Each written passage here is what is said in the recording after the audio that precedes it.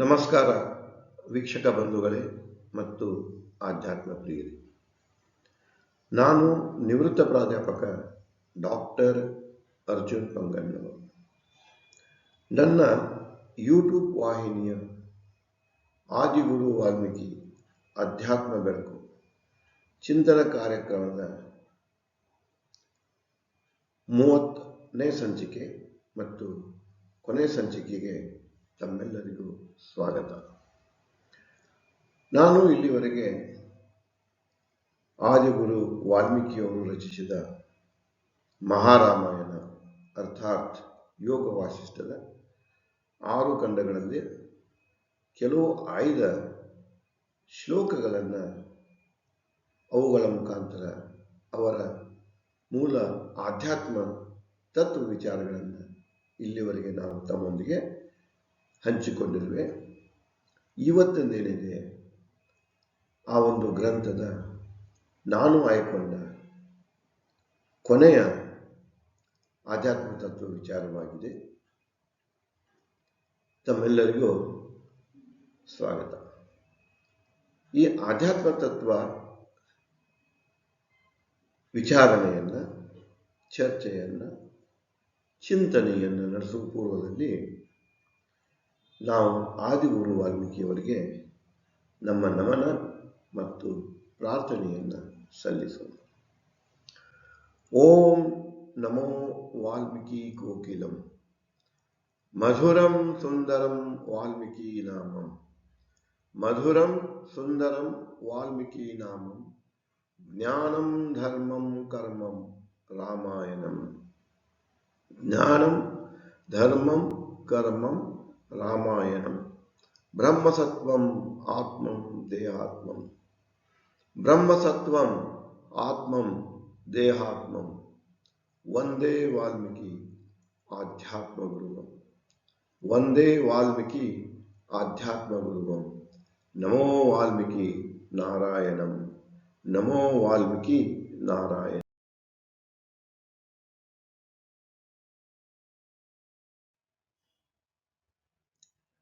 ಇಂದಿನ ತತ್ವ ವಿಚಾರ ಆದಿಗುರು ವಾಲ್ಮೀಕಿಯವರ ತತ್ವ ವಿಚಾರ ಪರಮಾತ್ಮ, ಪರಮ ಆತ್ಮ, ಶ್ರೇಷ್ಠ ಆತ್ಮ ಪರಮಾತ್ಮ. ಪರಮಾತ್ಮ ಆದಿಗುರು ವಾಲ್ಮೀಕಿಯವರ ಪ್ರಕಾರ ಎಲ್ಲೂ ಇಲ್ಲ, ಅವನು ನಮ್ಮ ದೇಹದಲ್ಲಿಯೇ ಇದ್ದಾನೆ. ಜಾಗೃತ ಮನಸ್ಸಿನಿಂದ ಮಾತ್ರ ಅವನನ್ನು ತಿಳಿದುಕೊಳ್ಳಲಿಕ್ಕೆ ಸಾಧ್ಯ ಆಗ್ತಿದೆ. ಯಾವಾಗ ಜಾಗೃತ ಮನಸ್ಸಿನಿಂದ ಪರಮಾತ್ಮದ ಬಗ್ಗೆ ಅರಿವು ಮೂಡ್ತದೆಯೋ, ಪ್ರಜ್ಞೆ ಮೂಡ್ತದೆಯೋ, ಆವಾಗ ಏನಾಗ್ತದೆ ಅಂದ್ರೆ ನಮ್ಮ ಮನಸ್ಸು ತನ್ನ ಎಲ್ಲ ವ್ಯವಹಾರಗಳನ್ನು ಒಂದೊಂದಾಗಿ ತೊರೆಯುತ್ತದೆ. ನಿಧಾನವಾಗಿ ಮನಸ್ಸು ಆತ್ಮದತ್ತ ಪರಿವರ್ತನೆ ಆಗ್ತಿದೆ. ಲೋಕದ ಎಲ್ಲ ವ್ಯವಹಾರಗಳನ್ನು ತ್ಯಾಗ ಮಾಡಿದಾಗ ಮನಸ್ಸು ಪ್ರಾಂಜಲವಾಗ್ತಿದೆ, ನಿರ್ಮಲವಾಗ್ತಿದೆ, ಶುದ್ಧವಾಗ್ತಿದೆ. ಆ ಶುದ್ಧ ಮನಸ್ಸೇ ಪರಮಾತ್ಮ. ಅದನ್ನೇ ಕುರಿತು ಆದಿಗುರು ವಾಲ್ಮೀಕಿಯವರು ತಮ್ಮ ಶ್ಲೋಕಗಳಲ್ಲಿ, ಅಂದರೆ ಮಹಾರಾಮಾಯಣದ ನಿರ್ವಾಣ ಕಾಂಡದ ಶ್ಲೋಕದಲ್ಲಿ ಈ ರೀತಿಯಾಗಿ ಹೇಳ್ತಾರೆ. ಚಿನ್ನವನ್ನು ಆಭರಣ ಮಾಡಿದಂತೆ ನಮ್ಮಲ್ಲಿಯ ಪರಮ ಆತ್ಮವು ಹೃದಯದ ಕ್ರಮ ಮತ್ತು ಶರೀರದ ಚಟುವಟಿಕೆಗಳಿಗೆ ನಿರ್ದೇಶನ ನೀಡುವುದು. ನಮ್ಮನ್ನು, ನಮ್ಮ ಮನಸ್ಸನ್ನು, ನಮ್ಮ ಶರೀರವನ್ನು, ಅವುಗಳ ಚಟುವಟಿಕೆಗಳನ್ನು ನಡೆಸಿಕೊಂಡು ಹೋಗುವುದು ಯಾವುದಂದ್ರೆ ಅದೇ ನಮ್ಮ ಶರೀರದಲ್ಲಿದ್ದಂಥ, ದೇಹದಲ್ಲಿದ್ದಂಥ ಶ್ರೇಷ್ಠ ಆತ್ಮ, ಪ್ರಾಂಜಲ ಮನಸ್ಸು. ಅದನ್ನು ವಾಲ್ಮೀಕಿಯವರು ಚಿನ್ನಕ್ಕೆ ಹೋಲಿಸ್ತಾರೆ. ಚಿನ್ನ ಯಾವಾಗಲೂ ಅಪ್ಪಟ, ಅದು ಎಲ್ಲೇ ಬಿದ್ದರೂ ಸಹಿತ ತನ್ನ ಪರಿಶುದ್ಧತೆಯನ್ನು ಕಳೆದುಕೊಳ್ಳುವುದಿಲ್ಲ. ಅಂತಹ ಚಿನ್ನದಿಂದ ನಮಗೆ ಯಾವ ಆಭರಣ ಬೇಕೋ ಆ ಆಭರಣಗಳನ್ನು ಮಾಡಿಕೊಳ್ತೇವೆ, ರೂಪ ಕೊಡ್ತೇವೆ. ಅದೇ ರೀತಿ ಪರಮಾತ್ಮವು ಏನ್ ಮಾಡ್ತಿದೆ, ನಮ್ಮ ಪ್ರಾಂಜಲ ಮನಸ್ಸು ಏನ್ ಮಾಡ್ತಿದೆ ಅಂದ್ರೆ ನಮ್ಮ ಮನಸ್ಸಿನ ಚಟುವಟಿಕೆಗಳನ್ನು, ಶರೀರದ ಚಟುವಟಿಕೆಗಳನ್ನು ನಡೆಸಿಕೊಂಡು ಹೋಗ್ತಿದೆ, ಅವುಗಳಿಗೆ ನಿರ್ದೇಶನ ನೀಡುವುದು. ಅಂದ್ರೆ ನಮ್ಮ ಶರೀರ ಮತ್ತು ನಮ್ಮ ಆತ್ಮ ಮೂಲತಃ ಇವೆಲ್ಲ ಬ್ರಹ್ಮಸತ್ವ. ಬ್ರಹ್ಮಸತ್ವದಿಂದ ನಿರಂತರವಾಗಿ ಅವುಗಳ ರೂಪಾಂತರ ಆಗ್ತಿರ್ತದೆ. ರೂಪಾಂತರ ಕಾಲದಲ್ಲಿ, ರೂಪಾಂತರ ಇದೊಂದು ನಿರಂತರ ನಡೆಯುವಂಥ ಪ್ರಕ್ರಿಯೆ. ಅದನ್ನೇ ವಾಲ್ಮೀಕಿಯವರು ನಿಯತಿ ಅಂತ ಕರೀತಾರೆ. ನಿರಂತರ ಈ ರೂಪಾಂತರಗೊಳ್ಳುವ, ಇಂಗ್ಲಿಷ್ನಲ್ಲಿ cycling and recycling of body and the soul ನಡೀತಾ ಇರ್ತದೆ. ಇದರಿಂದ ಏನು ಅನಿರೀಕ್ಷಿತ ಫಲ, ಆ ಫಲವನ್ನು ನಮಗೆ ನಿರೀಕ್ಷೆ ಮಾಡಲಿಕ್ಕೆ ಸಾಧ್ಯ ಇಲ್ಲ. ಆ ಅನಿರೀಕ್ಷಿತ ಫಲವೇ ದೈವ. ದೈವ ವಿಶಾಲಾರ್ಥದಲ್ಲಿ ಇದು ಅನಿರೀಕ್ಷಿತ ಫಲ. ಇನ್ನು ಅದನ್ನ ದೈವಿ ಶಕ್ತಿ, ದೇವರು ಅಂತ ಕೆಲವರು ಅದನ್ನು ಇನ್ನೊಂದು ಅರ್ಥದಲ್ಲಿ, ಸಂಕುಚಿತ ಅರ್ಥದಲ್ಲಿ ವ್ಯಾಖ್ಯಾನ ಮಾಡಿದ್ದುಂಟು. ಅದಕ್ಕೆ ವಾಲ್ಮೀಕಿಯವರು ಹೇಳ್ತಾರೆ, ನಮ್ಮ ಈ ಶರೀರ ಮತ್ತು ನಮ್ಮ ಈ ಮನಸ್ಸನ್ನ ನಿಯಂತ್ರಿಸಿಕೊಂಡು ಹೋಗುವುದು, ಅವುಗಳಿಗೆ ನಿರ್ದೇಶನ ಕೊಡುವುದು ಯಾವುದಂದ್ರೆ ನಮ್ಮ ಆತ್ಮ. ಇಲ್ಲಿವರೆಗೆ ಆದಿಗುರು ವಾಲ್ಮೀಕಿಯವರು ಹೇಳ್ತಾರ, ನಾವು ಯಾವುದೇ ಜ್ಞಾನವನ್ನು ಪಡೆಯಲಿ, ಪರಮ ಸತ್ಯ ಜ್ಞಾನ ಯಾವುದಂದ್ರೆ ಬ್ರಹ್ಮಜ್ಞಾನ. 12ನೇ ಶತಮಾನದಲ್ಲಿ ಜಗಜ್ಯೋತಿ ಬಸವಣ್ಣವರು ಕೂಡ ಹೇಳ್ತಾರೆ, ನೀನಿಲ್ಲದ ಜ್ಞಾನ ಅಜ್ಞಾನ. ಪ್ರತಿಯೊಂದರಲ್ಲಿಯೂ ನೀನಿರಬೇಕು. ಈ ನಾವಿನ ದೈವಿ ಶಕ್ತಿ ಅಂತೇವಲ್ಲ, ಕಣ್ಣಿಗೆ ಕಾಣದ ಶಕ್ತಿ ಅಂತ ಅಂತೇವೆ, ಅಥವಾ ನಮ್ಮ ಸಂಕುಚಿತ ಅರ್ಥದಲ್ಲಿ ದೇವರಂತ ಎನ್ನುತ್ತೇವೆ, ಇದು ಇರಲೇಬೇಕು. ಆ ಜ್ಞಾನ ಯಾವುದೇ ಆಗಿರಲಿ, ಅದು ತತ್ವಶಾಸ್ತ್ರ ಆಗಿರಲಿ, ತರ್ಕಶಾಸ್ತ್ರ ಆಗಿರಲಿ, ವಿಜ್ಞಾನ ಆಗಿರಲಿ, ಸಮಾಜ ವಿಜ್ಞಾನ ಆಗಿರಲಿ, ಪ್ರತಿಯೊಂದು ಜ್ಞಾನದಲ್ಲಿ ನಿನ್ನ ಅರಿವು ಇರಬೇಕು. ನಿನ್ನ ಅರಿವು ಇದ್ದಾಗ ಮಾತ್ರ ನಾವು ಮಾಡುವಂಥ ಕೆಲಸ ಸರಿನೋ ತಪ್ಪಂತ ಹೇಳಿ ಮೌಲ್ಯಾಂಕನ ಮಾಡಲಿಕ್ಕೆ ಹಸ್ತಿದೆ. ನೀನಿಲ್ಲದ ಜ್ಞಾನ ಅಜ್ಞಾನ. ಅರ್ಥಾತ್ ಎಲ್ಲೇ ನಾನು ಮಾಡುವ ಕಾರ್ಯದ ಬಗ್ಗೆ, ಆಲೋಚನೆಗಳ ಬಗ್ಗೆ ಸರಿಯೋ ತಪ್ಪೋ ಮಾಡುವಂತಹ ಮಾನದಂಡ ಇರುವುದಿಲ್ಲವೋ ಅವು ಜ್ಞಾನಗಳು ಅಜ್ಞಾನವಿದ್ದಂತೆ. ಅದಕ್ಕೆ ವಾಲ್ಮೀಕಿಯವರು ಹೇಳ್ತಾರ, ಬ್ರಹ್ಮಜ್ಞಾನವೇ ಪರಮ ಸತ್ಯ. ಬ್ರಹ್ಮಜ್ಞಾನದ ಬಗ್ಗೆ ಮೊದಲೇ ಸಂಚಿಕೆಯಿಂದ ತಮಗೆ ಹೇಳ್ಕೊತ ಬಂದೇನೆ. ಬ್ರಹ್ಮಸತ್ವ, ಇದರಿಂದ ವಿಶ್ವದ ನಿರ್ಮಾಣ. ವಿಶ್ವದ ನಿರ್ಮಾಣದಲ್ಲಿ ಇದು ನಿರಂತರ ನಡೆಯುವಂತಹ ಒಂದು ನಿಯತಿ ಪ್ರಕ್ರಿಯೆ. ಅದರಿಂದ ಬರುವಂತಹ ಅನಿರೀಕ್ಷಿತ ಫಲಗಳು ಇವು ನಿರಂತರವಾಗಿ ನಡೀತಿದೆ. ಇದಕ್ಕೆ ಬ್ರಹ್ಮಜ್ಞಾನ ಅಂತ ಕರೀತಾರೆ. ನಾವು ನೀವು ವಿಶ್ವದಲ್ಲಿ ಕಾಣುವುದೆಲ್ಲ ಏನಿದೆ ಪರಸ್ಪರ ಸಂಬಂಧ. ಯಾವುದು ಮಿತ್ರ ಶತ್ರು ಅಲ್ಲ, ಎಲ್ಲರೂ ಪರಸ್ಪರ ಸಹಕಾರಿಗಳೇ. ಒಂದನ್ನೊಂದು ತಿಂದು ಬದುಕುತ್ತಾ ಹೋಗ್ತಿದೆ, ಕೊನೆಗೆ ತಾನು ಇಲ್ಲದಂತೆ ಗೋಚರದಿಂದ ಗೋಚರ ಸ್ಥಿತಿಗೆ ಹೋಗ್ತಿದೆ ಎನ್ನುವಾಗ, ಇಲ್ಲಿವರೆಗೆ ನಾನು ತಮಗೆ 1 ರಿಂದ 29 ಸಂಚಿಕೆಯಲ್ಲಿ ಬ್ರಹ್ಮಜ್ಞಾನದ ಬಗ್ಗೆ ಚರ್ಚೆ ಮಾಡ್ತಾ ಬಂದೇನೆ. ಆದಿಗುರು ವಾಲ್ಮೀಕಿಯವರ ವಿಚಾರಗಳನ್ನ ಹಂಚಿಕೊಳ್ತಾ ಬಂದಿದ್ದೆ. ಮುಂದುವರೆದು ಹೇಳ್ತಾರ, ಬ್ರಹ್ಮ ಸತ್ಯವೇ ಮನರೂಪಿ ಆತ್ಮ. ಬ್ರಹ್ಮ ಸತ್ವ ಏನಿದೆಯಲ್ಲ ಅದೇ ನಮದ ಮನೋರೂಪಿ ಆತ್ಮ. ಆತ್ಮದಲ್ಲಿನೂ ಮನಸ್ಸಿನಲ್ಲಿನೂ ಬ್ರಹ್ಮಸತ್ವ ಇದೆ. ಬ್ರಹ್ಮಸತ್ವದಿಂದ ತಯಾರಾಗ್ತದೆ, ಬೇಸಿಕ್ ಮೆಟೀರಿಯಲ್ ಅದು.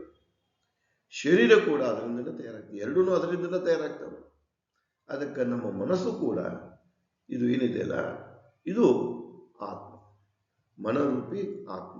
ಈ ಸತ್ಯವನ್ನು ನಾವು ತಿಳ್ಕೊಂಡಾಗ, ಅರ್ಥಾತ್ ಮನಸ್ಸಿನ ಬಯಕೆಗಳನ್ನ, ಆಸೆಗಳನ್ನ, ವ್ಯವಹಾರಗಳನ್ನ ನಾವು ತ್ಯಾಗ ಮಾಡಿದಾಗ, ತೊರೆದಾಗ, ಅವನು ದೂರ ಓಡಿಸಿದಾಗ, ಮನವನ್ನ ಶಾಂತ ಚಿತ್ತದಲ್ಲಿ ನೆಲೆಸಿದಾಗ, ಅರ್ಥಾತ್ ಈ ಲೋಕ ವ್ಯವಹಾರಗಳಿಂದ ಮನಸ್ಸನ್ನು ಸ್ವತಂತ್ರಗೊಳಿಸಿದಾಗ ಆವಾಗ ನಮಗೇನಾಗ್ತಿದೆ, ಪರಮಾತ್ಮನ ಅರಿವಾಗ್ತಿದೆ. ದೇವರು ಎಲ್ಲೇ ಇಲ್ಲ, ನಮ್ಮಲ್ಲಿ ಇದ್ದಾನೆ. 12ನೇ ಶತಮಾನದ ಬಸವಣ್ಣವರು ಕೂಡ ಹೇಳ್ತಾರೆ, ಕಾಯವೇ ಕೈಲಾಸ ಎನ್ನ ಶಿರವೇ, ಅಲ್ಲಿ ಎಲ್ಲ ಹೇಳ್ತಾರೆ, ನನ್ನ ದೇಹವೇ ದೇಗುಲ, ಕಾಲಗಳೇ ಕಂಬ, ಶಿರವೇ ಕಳಸ. ಇಡೀ ಶರೀರನ ಅಂದ್ರೆ ದೇವರು ಎಲ್ಲಿಯೂ ಇಲ್ಲ, ನಮ್ಮಲ್ಲಿ ಯಾಕಿದ್ದಾನಂದ್ರೆ ಆ ಬ್ರಹ್ಮಸತ್ವದ ಅಂಶ ನಾವು. ಆ ಬ್ರಹ್ಮಸತ್ವ ಅನ್ನೋದೇನಿದೆ ಅದನ್ನು ನಾವು ದೈವ ಅಂತ ಏನು ಕರಿತೇವೆ, ದೇವರಂತ ಕರಿತೇವೆ, ಅದರ ಅಂಶ. ಅದಕ್ಕೆ ಪ್ರತಿಯೊಂದರಲ್ಲಿಯೂ ಅಂಶ ಇದೆ. ಅದಕ್ಕೆ ಹಿಂದೂ ಫಿಲಾಸಫಿ ಯಾವಾಗ ಹೇಳ್ತಿದೆ, ಯಾವಾಗಲೂ ಹೇಳ್ತಿದೆ, ಖನ್ ಮೇ ಭಗವಾನ್. ಏನು ನಮ್ಮ ಕಣ್ಣಿಗೆ ಕಾಣಿಸದ ಕಾಣದೇ ಇರ್ತದ, ಪ್ರತಿ ಒಂದರಲ್ಲಿಯೂ ಬ್ರಹ್ಮಸತ್ವ ಇದೆ, ದೇವರಿದ್ದಾನೆ. It is the inherent element, ಅದು ಪ್ರತಿ ಒಂದರಲ್ಲಿ ಇದೆ. ಅದಕ್ಕೆ ಮುಂದುವರೆದು ಹೇಳ್ತಾರ, ಅದು ನಮ್ಮ ಹೃದಯ ಕ್ರಮವನ್ನು, ಮನಸ್ಸಿನ ಚಟುವಟಿಕೆಗಳನ್ನು, ಶರೀರದ ಚಟುವಟಿಕೆಗಳನ್ನು ನಿಯಂತ್ರಿಸುತ್ತದೆ. ಚಿನ್ನದಿಂದ ಆಭರಣ ತಯಾರಿಸಿದಂತೆ ಪರಿಶುದ್ಧ ಮನಸ್ಸಿನಿಂದ ಹೃದಯ ಮತ್ತು ಶರೀರದ ಚಟುವಟಿಕೆಗಳನ್ನು ನಿಯಂತ್ರಿಸಿ ಈ ಬದುಕನ್ನು ಶುದ್ಧಗೊಳಿಸಿ ಪುನಃ ಬ್ರಹ್ಮಸತ್ವಕ್ಕೆ ಅರ್ಪಿಸಿ ಭವಬಂಧನ ಚಕ್ರದಿಂದ ಆತ್ಮವನ್ನು ಬಿಡುಗಡೆಗೊಳಿಸಬಹುದು. ನಾವು ಈ ಭವಬಂಧನದಿಂದ ಮುಕ್ತಿ ಹೊಂದಬೇಕಾಗಿತ್ತಂದ್ರೆ ಸುಲಭವಾದ ಮಾರ್ಗ ಅಂದ್ರೆ ಆತ್ಮವನ್ನ, ಮನಸ್ಸನ್ನ ನಿರ್ಮಲಗೊಳಿಸಿ, ಶುದ್ಧಗೊಳಿಸಿ, ಅದರ ಎಲ್ಲ ಆಶೆಗಳನ್ನು ತೊರೆದು ಶಾಂತ ಚಿತ್ತದಲ್ಲಿ ಅದನ್ನು ತೊಡಗಿಸಿ, ಯಾವಾಗ ಅದನ್ನ ಆತ್ಮಕ್ಕೆ ಪರಿವರ್ತನೆ ಮಾಡ್ಕೊಳ್ತೀವೋ, ಮೂಲ ರೂಪಕ್ಕೆ ಒಯ್ತೀವೋ, ಆವಾಗ ನಮಗೇನಾಗ್ತಿದೆ, ಈ ಎಲ್ಲ ಭವಬಂಧನದ ಚಟುವಟಿಕೆಗಳಿಂದ ಮುಕ್ತಿ ಸಿಗ್ತದೆ. ಅಂದ್ರೇನೋ ನನ್ನಲ್ಲಿರುವಂಥ ಆತ್ಮ, ಈ ವಿಶ್ವದಲ್ಲಿ ಇರುವಂಥ ಆತ್ಮ, ಇತರ ಜೀವರಾಶಿಗಳಲ್ಲಿರುವಂಥ ಆತ್ಮ, ಗೋಚರ ವಸ್ತುಗಳಲ್ಲಿರುವಂಥ ಆತ್ಮ ಎಲ್ಲವೂ ಒಂದೇ ಮಾನಾತ್ಮದ ಕಣಗಳು ಅನ್ನುವಂಥ ಒಂದು ಬ್ರಹ್ಮಜ್ಞಾನದ ಸತ್ಯದ ಅರಿವು ಆಗ್ತದೆ. ಅಂತರಂಗ ಶುದ್ಧಿ, ಹೃದಯ ಶುದ್ಧಿ. ಹೃದಯ ಶುದ್ಧಿಗೆ ಅಂತರಂಗ ಶುದ್ಧಿ ಅಂತಾರ. ಮತ್ತು ಬಹಿರಂಗ ಶುದ್ಧಿ ಅಂದ್ರೆ ಶರೀರ ಶುದ್ಧಿ. ಮನಸ್ಸನ್ನು ಶುದ್ಧ ಮಾಡ್ಕೊಳ್ಬೇಕು, ನಿರ್ಮಲಗೊಳಿಸಬೇಕು, ಸ್ವಚ್ಛ ಮಾಡ್ಕೊಳ್ಬೇಕು. ಶರೀರವನ್ನು ಕೂಡ ಸ್ವಚ್ಛ ಮಾಡಬೇಕು. ಅದನ್ನೇ 12ನೇ ಶತಮಾನದ ಬಸವಣ್ಣವ್ರು ಹೇಳ್ತಾರ, ಯಾವುದಪ್ಪ ಅಂದ್ರೆ ಅಂತರಂಗ ಶುದ್ಧಿ, ಬಹಿರಂಗ ಶುದ್ಧಿ. ಅಂತರಂಗ ಶುದ್ಧಿ, ಬಹಿರಂಗ ಶುದ್ಧಿ ಮಾಡಿಕೊಂಡು ಅಂದ್ರೆ ಅದೇ ನಮ್ಮ ಕೂಡಲ ಸಂಗನ ಒಲಿಸುವ ಪರಿ. ಇವೆರಡು ಶುದ್ಧ ಆದಾಗ ಮನಸ್ಸಿನಲ್ಲಿ ಇದ್ದಂತಹ ಪರಮಾತ್ಮನ ಜಾಗೃತಿ ಆಗ್ತಿದೆ, ಅರಿವು ಬರ್ತಿದೆ. ಎಲ್ಲಪ್ಪ ಕಸ್ತೂರಿ ಮರಗತ್ತೆ, ಎಲ್ಲಿಂದ ಈ ವಾಸನೆ ಬರತೈತಿ ಅಂತ ಈ ಅರಣ್ಯವನ್ನ ಸುತ್ತ ಹಾಕಿಕೊಂಡು ಸೋತು ನಿಂತಾಗ, ತನ್ನ ಮೈಯನ್ನು ನಾಲಿಗೆಯಿಂದ ನೆಗ್ತಾ ಇದ್ದಾಗ ತನ್ನ ಹೊಕ್ಕಳಿಂದಲೇ ಆ ಪರಿಮಳ ಬರಲು ಗೊತ್ತಾಗ್ತದೆ. ಮನುಷ್ಯ ಕೂಡ ಹಾಗೆ ಅಜ್ಞಾನದಲ್ಲಿ ದೇವರನ್ನ ಎಲ್ಲೆಲ್ಲೋ ಕಾಣ್ತಾ ಹುಡುಕಾಡ್ಕೊಂತ ಹೋಗ್ತಾನೆ. ಆದ ನಿಜವಾದ ದೇವರು ನೆಲೆಸಿದ್ದು ನಮ್ಮ ಹೃದಯದಲ್ಲಿ, ನಮ್ಮ ಶರೀರದಲ್ಲಿ. ಅದಕ್ಕೆ ಕಾಯವೇ ಕೈಲಾಸ ಅಂತ ಬಸವಣ್ಣ ಹೇಳಿದರು. ಇಲ್ಲಿ ವಾಲ್ಮೀಕಿಯವರ ಚಿಂತನೆ ಕೂಡ ಬಹಿರಂಗ ಶುದ್ಧಿ, ಆತ್ಮರಂಗ ಶುದ್ಧಿ ಎರಡೂ ಮಾಡಿಕೊಂಡಾಗ ಮನಸ್ಸು ನಿರ್ಮಲವಾಗ್ತದೆ. ಅದರಿಂದ ಮಾತ್ರ ನಿರ್ಮಾಣ ಅಂದರೆ ಮೋಕ್ಷ ಸಾಧ್ಯ ಅಂತ ವಾಲ್ಮೀಕಿಯವರು ಪದೇ ಪದೇ ತಮ್ಮ ಆಧ್ಯಾತ್ಮಿಕ ಚಿಂತನೆಗಳ ಮೂಲಕ ಜಗತ್ತಿಗೆ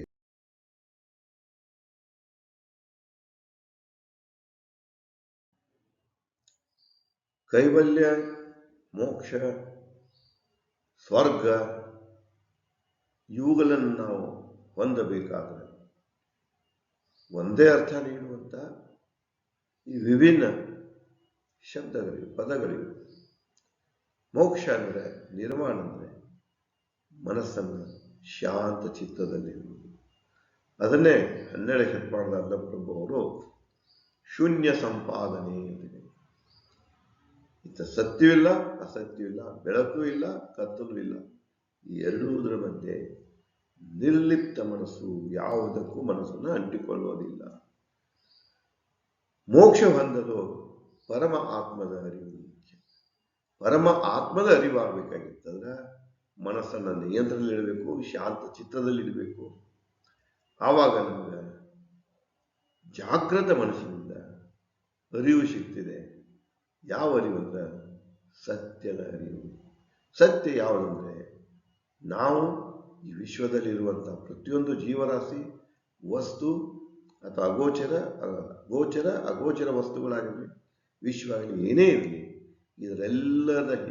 ಇವೆಲ್ಲದರಲ್ಲಿ ಇರುವಂಥ ಅಂಶ ಏನಿದೆ, ಏಕೈಕ ಅಂಶ ಏನಿದೆ, ಅದು ಬ್ರಹ್ಮಸತ್ವ. ಮನಸ್ಸಿನಲ್ಲಿ ಈ ಬ್ರಹ್ಮಜ್ಞಾನ ತಿಳಿಯುವ ಬಯಕೆ ಹುಟ್ಟಬೇಕು. ಮೊದಲು ನಾವು ತಿಳ್ಕೊಳ್ಬೇಕಾದ್ರೆ ವಾಲ್ಮೀಕಿಯವರು ತಮ್ಮ ಮಹಾರಾಮಾಯಣದಲ್ಲಿ ಮೊದಲನೇ ಕಾಂಡ, ಹೆಂಗ ವಚನ ಸಾಹಿತ್ಯದಲ್ಲಿ ಷಟ್ಸ್ಥಳಗಳೇನಿವೆಯಲ್ಲ, ಆ ಷಟ್ಸ್ಥಳಗಳೇನಿವೆ ಈ ವಾಲ್ಮೀಕಿಯವರ ಯೋಗ ವಾಸಿಷ್ಠದಲ್ಲಿರುವಂಥ 6 ಕಾಂಡಗಳು. ಮೊದಲೇ ಕಾಂಡದಲ್ಲಿನೇ ವಾಲ್ಮೀಕಿಯವರು ಹೇಳ್ತಾರ ವೈರಾಗ್ಯ ಬಯಕೆ ಕಾಂಡ, ಭಕ್ತ ಸ್ಥಳ. ನನ್ನಲ್ಲಿ ಮೊದಲು ನಾನು ಇವುಗಳನ್ನು ತ್ಯಾಗ ಮಾಡಬೇಕು ಅನ್ನುವಂಥ ವೈರಾಗ್ಯ ನನ್ನಲ್ಲಿ ಹುಟ್ಟಬೇಕು. ಇದ್ಯಾವುದು ನನ್ನದಲ್ಲ, ನಾನು ಯಾರು, ನನಗೂ ಇದಕ್ಕೇನು ಸಂಬಂಧ ಐತಿ ತಿಳ್ಕೊಳ್ಬೇಕಾಗಿತ್ತಂದ್ರೆ ನಾವು ಉಳಿದವುಗಳನ್ನು ತ್ಯಾಗ ಮಾಡಬೇಕಾಗ್ತದೆ, ವೈರಾಗ್ಯ ತೊಡಬೇಕಾಗ್ತದೆ, ಭಕ್ತನಾಗಬೇಕಾಗ್ತದೆ. ಮನಸ್ಸಿನಲ್ಲಿ ಈ ಬ್ರಹ್ಮ ಜ್ಞಾನ ತಿಳಿಯುವ ಬಯಕೆ ಹುಟ್ಟಬೇಕು. ಅದಕ್ಕೆ ಹೇಳ್ತಿಲ್ಲ, ಜ್ಞಾನ ಅಂದ್ರೆ ಬರೇ ಏನೋ ಒಂದು 5-6 ಅಕ್ಷರಗಳಿದ್ದು, 7-8 ಅಕ್ಷರಗಳಿದ್ದು ಒಂದು ಸಾಲವನ್ನು ಮಂತ್ರವನ್ನು ಮಾಡಿಕೊಂಡು ಪಠಿಸಿಕೊಂಡು ಕೊಂಡುವುದಲ್ಲ. ಮನಸ್ಸನ್ನು ಕೇಂದ್ರೀಕೃತ ಮಾಡಿಕೊಂಡು ನಾನು ಯಾರು ಆಲೋಚನೆ ಮಾಡ್ಕೊಂಡು ಹೋಗ್ಬೇಕು. ಈ ವಿಶ್ವ ಏನು, ಇದೆಲ್ಲ ಹಿಂಗ್ಯಾಕೆ ನಡೀತಾ ಇದೆ, ಮನಸ್ಸನ್ನ ಆಲೋಚನೆಗೆ ಒಳಪಡಿಸಬೇಕು. ಆವಾಗ ಆ ಮನಸ್ಸಿಗೆ ತನ್ನತನದ ಅರಿವಾಗ್ತಿದೆ. ನೀವು ಏನಾದರೂ ಕೆಲವು ಶಬ್ದಗಳನ್ನು ತಗೊಂಡು ಅವನ್ನ ಪಠನ ಮಾಡ್ಕೊಂಡು ಕೂತಿರೋದ್ರೆ ನಿಮ್ಮ ಮೈಂಡು ಆ ಶಬ್ದಗಳ ಮೇಲೆ ಕೇಂದ್ರೀಕೃತವಾಗ್ತದೆ ವಿನಃ ಏನು ಸತ್ಯದ ದರ್ಶನ ಪಡಿಬೇಕಂತೀರಿ ಆ ಕಡೆಗೆ ನಿಮ್ಮ ಮನಸ್ಸು ಹೋಗುವುದಿಲ್ಲ.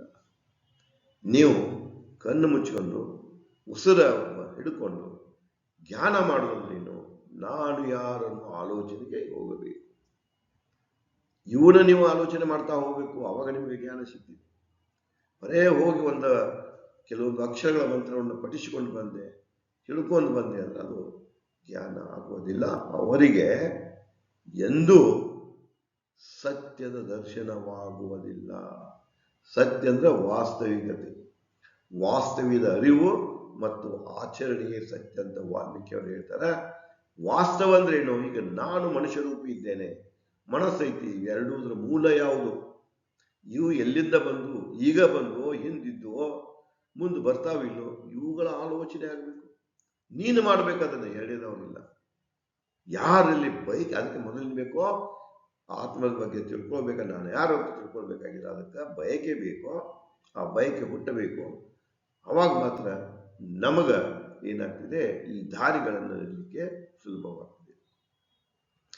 ಮನೋರೂಪಿ ಆತ್ಮದ ಅರಿವು ಮೂಲಕ ಸಮಚಿತ್ತ ಸಿಗುವುದು. ಯಾವಾಗ ನಮ್ಮಲ್ಲಿ ಆತ್ಮದ ಅರಿವು ಆಗ್ತಿದೆ, ಮೂಲತಃ ನಾನು ಬ್ರಹ್ಮಸತ್ವದಿಂದ ಬಂದವ, ಈ ಶರೀರನು ಬ್ರಹ್ಮಸತ್ವದಿಂದ ಬಂದಿದೆ, ಆತ್ಮವೂ ಬ್ರಹ್ಮಸತ್ವದ ಬಂದಿದೆ, ಎಲ್ಲ ಸ್ಟೆಪ್ ಒಂದೇ. ಎಷ್ಟೇ ಗಡಿಗೆಗಳನ್ನು ತಯಾರು ಮಾಡುವಂಥ ಗಡಿಗೆಯ ಮೂಲ ಯಾವುದಪ್ಪ ಅಂದ್ರೆ ಮಣ್ಣು, ಬಂಗಾರ. ಎಷ್ಟೋ ಆಭರಣಗಳನ್ನು ತಯಾರು ಮಾಡಿದ್ವಿ, ಆ ಎಲ್ಲ ಆಭರಣಗಳ ಮೂಲ ಯಾವುದಂದ್ರೆ ಚಿನ್ನ. ಅದಕ್ಕೆ ಈ ವಿಶ್ವದಲ್ಲಿ ಏನೇನು ತಯಾರಾಗ್ಯಾವ, ಗೋಚರ ಅಗೋಚರ ವಸ್ತು ಆಗಲಿ, ಜೀವರಾಶಿ, ಅವು ಎಲ್ಲಾನು ಮಾಡಿದ್ದು ಒಂದೇ ಸ್ಟೆಪ್ಪಿನಿಂದ, ಒಂದೇ ರಾ ಮಟೀರಿಯಲ್ನಿಂದ. ಅದನ್ನು ನಾವು ತಿಳ್ಕೊಳ್ಬೇಕು. ಮನರೂಪಿ ಆತ್ಮದ ಅರಿವು ಮೂಲಕ ಸಮಚಿತ್ತ ಸಿಗುವುದು. ಅದನ್ನು ನಾವು ಅರಿವಾಗ್ತದ ಮನಸ್ಸು ಎಲ್ಲದರಿಂದನೂ ಸ್ವತಂತ್ರವಾಗ್ತಿದೆ. ಅದಕ್ಕೆ ಅವರು ಆತ್ಮ ವಿಮೋಚನೆ, ಮೋಕ್ಷ, ಸ್ವರ್ಗ ಅಂತ ಬೇರೆ ಬೇರೆ ಕೈವಲ್ಯ, ಬೇರೆ ಬೇರೆ ಹೆಸರಿನಿಂದ ಬೇರೆ ಬೇರೆ ಸಂತರು ಕರೆದ. ಸಮಚಿತ್ತ ಮೂಲಕ ಹೃದಯ ಮತ್ತು ಶರೀರವನ್ನು ಶುದ್ಧ ಮಾಡಿಕೊಂಡು, ಅಂತರಂಗ ಶುದ್ಧಿ, ಬಹಿರಂಗ ಶುದ್ಧಿ ಆದಾಗ ಮಾತ್ರ ನಮ್ಮ ಕೂಡಲ ಸಂಗಮ ಅರಿವು ಶಕ್ತಿದೆ ನಿಮಗೆ ಸಿಗ್ತಾನಂತ ಬಸವಣ್ಣವ್ರು ಹೇಳ್ತಾರೆ. ಆದ್ರೆ ಇಲ್ಲೇನು ಬೇಕಾಗ್ತಿದೆ ಅಂದ್ರೆ ಇವನು ಹೆಂಗೆ ಶುದ್ಧ ಮಾಡಬೇಕು, ಆತ್ಮವನ್ನು ಹೇಗೆ ಶುದ್ಧ ಮಾಡಬೇಕು, ಶರೀರವನ್ನು ಹೇಗೆ ಶುದ್ಧ ಮಾಡಬೇಕು. ಅದಕ್ಕೆ ಅವ್ರು ವಾಲ್ಮೀಕಿಯವರು ಹೇಳಿಬಿಟ್ಟಾರೆ, ಮೊದಲು ವೈರಾಗ್ಯ ತೊಡಿ, ಇವೆಲ್ಲನೂ ಬಿಟ್ಟು ಬಿಡಿ, ಇವೆಲ್ಲ ಮನುಷ್ಯನ ಸೃಷ್ಟಿಗಳು, ಯಾವುದು ಸತ್ಯ ಅಲ್ಲ. ಸತ್ಯ ಯಾವುದಂದ್ರೆ ಬ್ರಹ್ಮಸತ್ವ. ಅದನ್ನು ತಿಳ್ಕೊಳ್ಳುವಂಥ ಜಾಗೃತ ಮನಸ್ಸಿಗೆ ನಾವು ಚಾಲನೆ ಕೊಟ್ಟು, ಜಾಗೃತ ಮನಸ್ಸಿನ ಮೂಲಕ ಈ ಸತ್ಯದ ದರ್ಶನ ಮಾಡಿಕೊಂಡಾಗ ಮನಸ್ಸು ಶುದ್ಧ ಆಗ್ತದೆ, ಶರೀರ ಶುದ್ಧ ಆಗ್ತದೆ. ಇದರಿಂದ ನಿರ್ಮಾಣ, ಆತ್ಮ ವಿಮೋಚನೆ ಹೊಂದಲಾಗುವುದು. ಮೋಕ್ಷ ಸಿಗಬೇಕಾದ್ರೆ ಈ ಒಂದು ಕಾರ್ಯವನ್ನು ನಾವು ಮಾಡಲೇಬೇಕಾಗ್ತಿದೆ. ಇಲ್ಲಿಗೆ ಆದಿಗುರು ವಾಲ್ಮೀಕಿಯವರ ಆಯ್ದುಕೊಂಡಂಥ ಆಧ್ಯಾತ್ಮ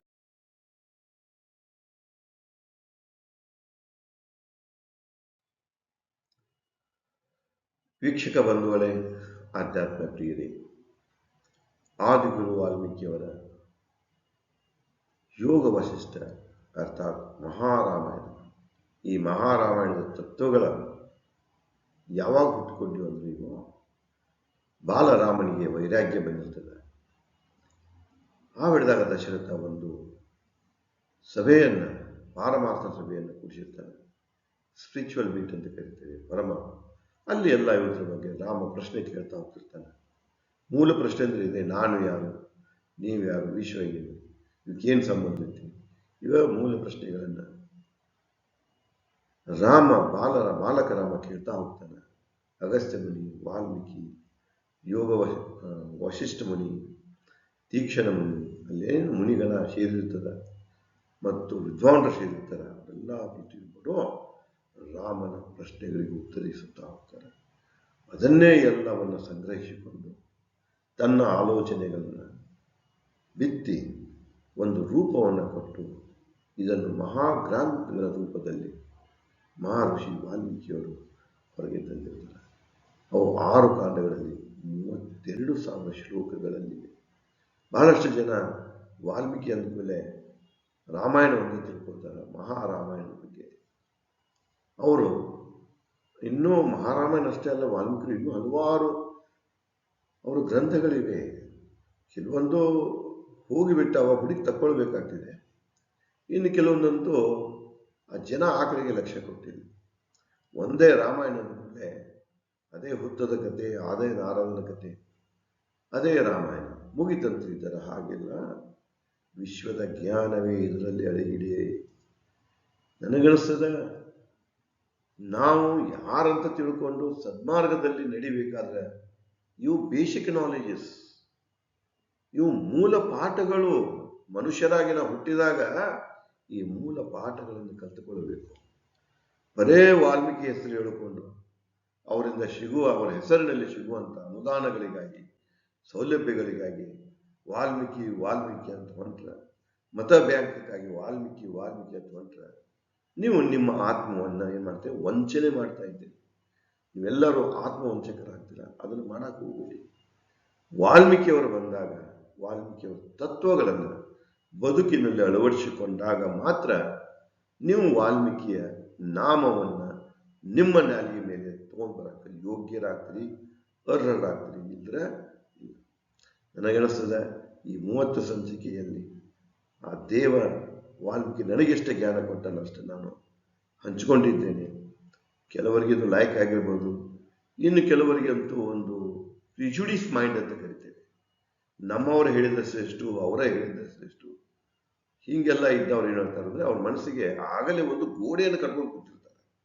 ಇರಲಿ, ನಿಮಗೆ ಯಾವಾಗ ಟೈಮ್ ಸಿಗ್ತಿದೆ ಈ 30 ಸಂಚಿಕೆಗಳ ನನ್ನ ಯೂಟ್ಯೂಬ್ ವಾಹಿನಿಯಲ್ಲಿ ಇದ್ದೇ ಇರ್ತಾವೆ. ನೀವು ಸಬ್ಸ್ಕ್ರೈಬ್ ಮಾಡಿಕೊಂಡು ಅವನು ಯಾವಾಗ ಬೇಕಾದರೂ ಲಕ್ಷ್ಯ ಕೊಟ್ಟು ಕೇಳಬಹುದು.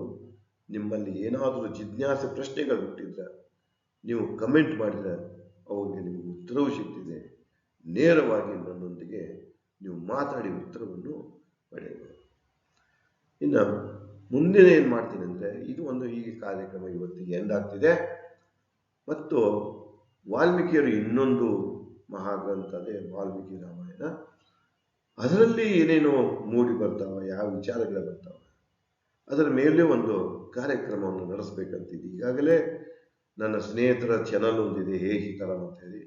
ಅಲ್ಲಿ ಇಲ್ಲಿವರೆಗೆ ಹೆಚ್ಚು ಕಡಿಮೆ ಒಂದು 570 ಕಡಿಗಳನ್ನು, ಧಾರಾವಾಹಿಗಳನ್ನು ಅವರು ಈಗಾಗಲೇ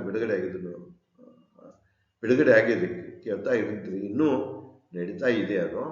ಅದು ಒಂದು ಬೇರೆ, ಅದು ಸಂಪೂರ್ಣ ವಾಲ್ಮೀಕಿಯವರ ರಾಮಾಯಣದ ಪಠನವಾಗಿದೆ. ಅದರ ಒಂದು ಇದನ್ನ ಸಾರಾಂಶವನ್ನ ಅಲ್ಲಿಯೂ ಅವರು ವಾಲ್ಮೀಕಿಯವರ ವಿಚಾರಗಳನ್ನು ಹೇಳ್ತಾ ಬಂದಿದ್ದಾರೆ. ಅದಾಗೂ ಕೂಡ ಮತ್ತೊಂದು ವಿಚಾರ ಅಂದರೆ, ಮತ್ತು ಕೆಲವು ಆಯ್ದ ವಾಲ್ಮೀಕಿಯವರ ತತ್ವಗಳನ್ನು, ಸಾಮಾಜಿಕ ತತ್ವ ಆಗಿರ್ಬೋದು, ಅದು ಧಾರ್ಮಿಕ ತತ್ವ ಆಗಿರ್ಬೋದು, ನ್ಯಾಯಶಾಸ್ತ್ರ ತತ್ವ ಆಗಿರ್ಬೋದು, ವಿಜ್ಞಾನ ತತ್ವ, ಯಾವುದೇ ತತ್ವಗಳಿದ್ದು ಅಂದರೆ ಅವನಷ್ಟು ನಾನು ಮತ್ತೊಂದು ಸಲ ಒಂದು ಕಡೆ ಹುಡುಕಿ ತಮ್ಮೊಂದಿಗೆ ಹಂಚಿಕೊಳ್ಳಲಿಕ್ಕೆ ಪ್ರಯತ್ನ ಮಾಡ್ತೇನೆ. ನನ್ನ ವಿಚಾರ ಇಲ್ಲಿ ಇಷ್ಟೇ ಅಲ್ಲ, ಮನುಷ್ಯನಾಗಿ ಹುಟ್ಟಿ ಬಂದ ಮೇಲೆ ನನಗೆ ಏನು ಈ ಅಧ್ಯಯನದಿಂದ ಅರಿವು ಸಿಕ್ಕಿದೆ, ಆ ಅರಿವನ್ನು ಹಂಚಬೇಕಂತಿದೆ. ಮುಂದೆ ಅದನ್ನು ಪಡೆಯೋರು ಬಿಡೋರು ಅವ್ರ ಮೇಲೆ ಬಿಟ್ಕೊಡ್ತಾರೆ, ಎಷ್ಟು ಜನ ಪಡ್ಕೊಳ್ತಾರೋ. ಬಟ್ ನಾನು ಮಾತ್ರ ಸಮಾಜದಿಂದ ಏನು ತಗೊಂಡೇನೆ ಅಲ್ಲಿ ನಂದಷ್ಟು ಕೂಡಿಸಿ ಮತ್ತು ಸಮಾಜಕ್ಕೆ ಕೊಟ್ಟು ಹೊಂಟೇನೆ. ಇದು ನನಗೆ ಸಂತೋಷ. ಮತ್ತು ಇನ್ನೊಂದು ಕಾರ್ಯಕ್ರಮವನ್ನು ನಾನು ಪ್ರಾರಂಭ ಮಾಡಿದಾಗ ಮತ್ತೆ ನಿಮ್ಮೊಂದು ಬರ್ತೇನೆ. ಅಲ್ಲಿವರೆಗೆ ನಿಮಗೆ ವಂದನೆಗಳು, ಧನ್ಯವಾದಗಳು. ಮತ್ತೆ ಸಿಗೋಣ, ಮತ್ತೆ ಸಿಗೋಣ.